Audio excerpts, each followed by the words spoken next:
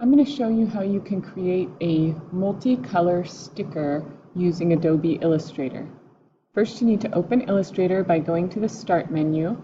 If it's not showing up on your list, start typing in ILL and it should show up. And then you're going to open Illustrator.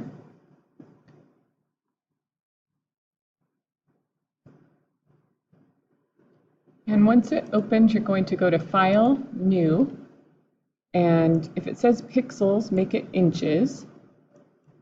And I would say making it about 12 inches by 12 inches works well. Name it your name or your last name, and click OK. You now have your workspace, and there are a few things that you can do. So I'm going to show you how you can use shapes, type tool, as well as bring in your own picture to make your sticker, and each one could be cut from a different color vinyl. I'll start with text. So you just click on the T over on the left, and you can type in whatever word you want. I'll do my name. If I highlight it, up at the top I get lots of options for sizes and fonts. So I can look and find a different font. You want to pick something that will cut well. Sometimes if it has too many tiny little lines, it's more difficult to cut out. And I'm going to want it larger than that. So now I have my name. And once I select the arrow, the black arrow, I can move it around. I can rotate it if I want to. So now I have my name. I'm going to go and grab a shape over here. If I click on the bottom right corner, I can choose different shapes. I'm going to choose the star, and oops, I don't want to draw it yet. What I want to do is make a second layer. So if you don't have this layers panel showing up, you can go up to Window and Layers to get it to show up. And then down in the bottom there's a little page, and if you scroll over it says Create New Layer. I'm going to create a new layer for my star. Now I can draw my star, and I can change its color to see what I want it to look like. I can just make it whatever color I want it to be on my final sticker. And I can move it around. Now I want this star to be behind my name, so I can just click on the layer and drag it down, and it puts it behind my name. And whatever color I would want my name to be, I can change that as well. So you want to change the fill and the stroke to the same color. So if I want my name to be green, I can change it to green and see what that would look like. And then the last thing I'm going to do is bring in an image that I find from Google. So you need to have your image already saved, and you want to make sure it's very simple lines that can be cut with not too many different shades of colors or tiny little pieces in it. So I'll show you what I found. I'm going to go to File and Place, and then hopefully your picture will be saved in your H drive. I just have mine right here. I'm going to click Place and put it in.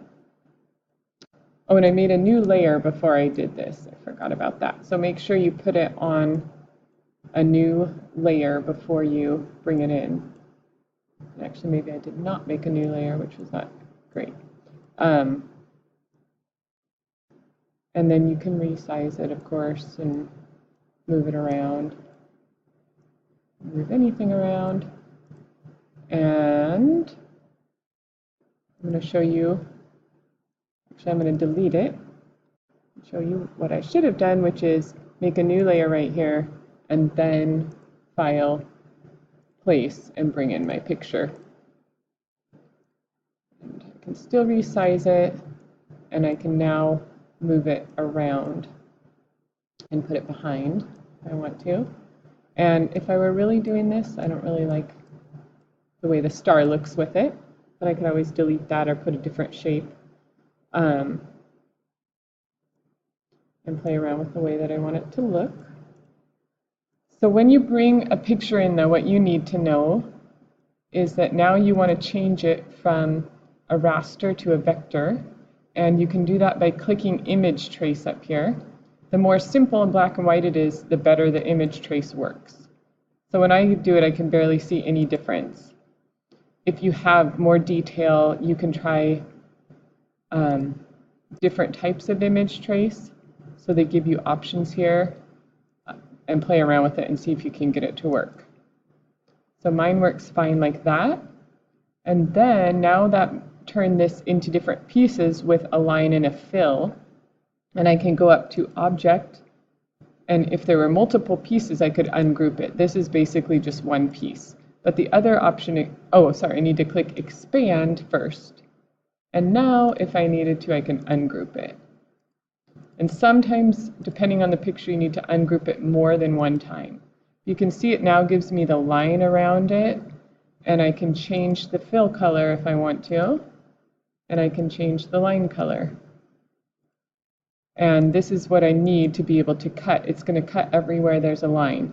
So I can have my vinyl be blue for this, and green for my name if I want to. And maybe what I would do for something like this instead of the star would be make it look like I have a sun. So I could get the ellipse tool and put a sun in. And then since it's on layers, I can move it around wherever I want it to be. And for this, I believe I can get rid of, yeah, my square around it. So now I can have my sun and I can change the color.